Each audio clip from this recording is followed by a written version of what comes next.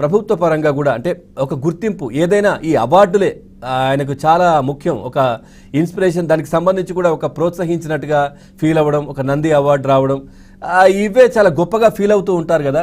So ఏంటి దీనికి సంబంధించి ఏం చెప్తారు? దాదాపుగా ఒక పుష్కర కాలం గడిచిపోయింది ఈ అవార్డులు కళాకారునికి రాక, ఏమనిపిస్తోంది?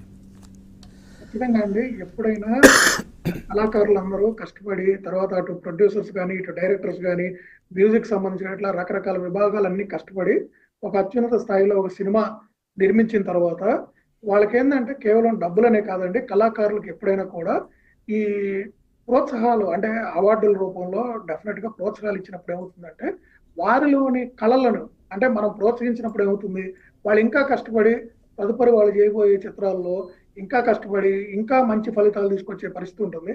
అసలు ఈ అవార్డులు కానివ్వండి, ఈ రివార్డులు, ఈ కార్యక్రమాలు కూడా మనకి ఇప్పుడు కాదు, ఎప్పటి నుంచో మన చిత్రసీమలో ఉంది. అసలు నంది అవార్డులు అనేది ఎంతో ప్రతిష్టాత్మకంగా అవార్డుని తీసుకురావడం జరిగింది. ఆ అవార్డు రావటం అనేది ఒక అచీవ్మెంట్ లాంటిది.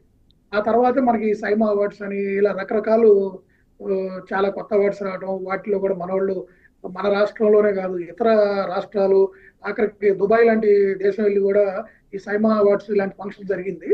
సో ఖచ్చితంగా ఏంటంటే గత 10 సంవత్సరాల నుంచి అయితే ఈ అవార్డ్స్ అనే దాన్ని ఏంటంటే టోటల్ గా అసలు ఎవరు పట్టించుకోకపోవడం కానీ, అలానే పరిశ్రమ నుంచి కూడా కొంతమంది పెద్దలు కానీ ఎవరు కూడా ఇట్లా ఈ అవార్డులు ఇస్తే బాగుంటది, ఇప్పుడు ఎన్నో చిన్న సినిమాలు వచ్చినాయి, మన బల్గం అని ఇట్లా రకరకాల సినిమాలు వచ్చినాయి. ఇప్పుడు అలాంటివి ఒక మంచి సందేశాత్మక చిత్రాలకు కూడా ఏంటంటే అవార్డులు వచ్చినప్పుడు ఏంటంటే ఆ సినిమా నిర్మించిన అటు నిర్మాతలకు కానీ దర్శకులకు కానీ వాళ్ళందరికి కూడా ఏంటంటే అండి అదొక ధైర్యం, ప్లస్ వాళ్ళ ప్రతిభని మన ఆలోచనలకి ఇదిగో మనకు ఒక పురస్కారం వచ్చింది, సో ఖచ్చితంగా మనం ఒక మంచి సమాజానికి ఉపయోగపడే ఒక మంచి చిత్రాన్ని ఒక మెసేజ్ని ఇచ్చాం, సో ఇలాంటి ఖచ్చితంగా మన ప్రజలకు ఏదో ఒకటి చేయాలని కొత్త అంటే వాళ్లే కాదు కొత్త వారు కూడా ఆలోచనలు అలాంటివి డెఫినెట్ గా ఇచ్చేస్తారు. సో అందుకని ఏంటంటే ప్రతిభకి ఎప్పుడైనా ఒక ప్రతిభ అని ఎవరైనా ఒక పురస్కారంతోనే ఆ గుర్తింపు వస్తుందండి.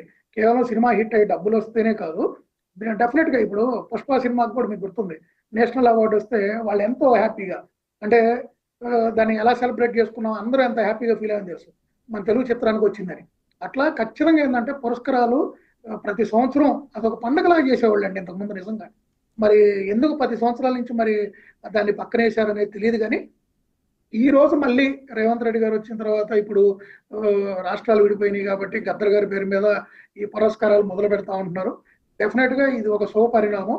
ఎందుకంటే పురస్కారాలు వీటి వల్ల అంటే అవి రావటం వల్ల వాళ్ళ మీద అంటే అవి చిత్రాలు నిర్మించిన దర్శక నిర్మాతల మీద ఎంత బాధ్యత పెరుగుతుందో వాటిల్లో నటించిన నటీనటులకు గుర్తింపుతో పాటు బాధ్యత కూడా పెరుగుతుంది. వీళ్ళను చూసి మళ్ళీ కొత్త కళాకారులు అంటే కొత్త దర్శకులు కొత్త నిర్మాతలు ఇలాంటి చిత్రాలు నిర్మించాలి, మనం కూడా ఇలాంటి అవార్డులు సాధించాలి అనే వాళ్ళలో కూడా ఏంటంటే ఆ కసి పట్టుదల పెరుగుతాయండి. అందుకని ఖచ్చితంగా కూడా ఏ ప్రతిభకైనా గుర్తింపు పురస్కారమే. సో కంపల్సరీ అవార్డ్స్ ఈ పురస్కార రూపంలో ఇవ్వాలండి. రైట్, చిట్టిబాబు గారు.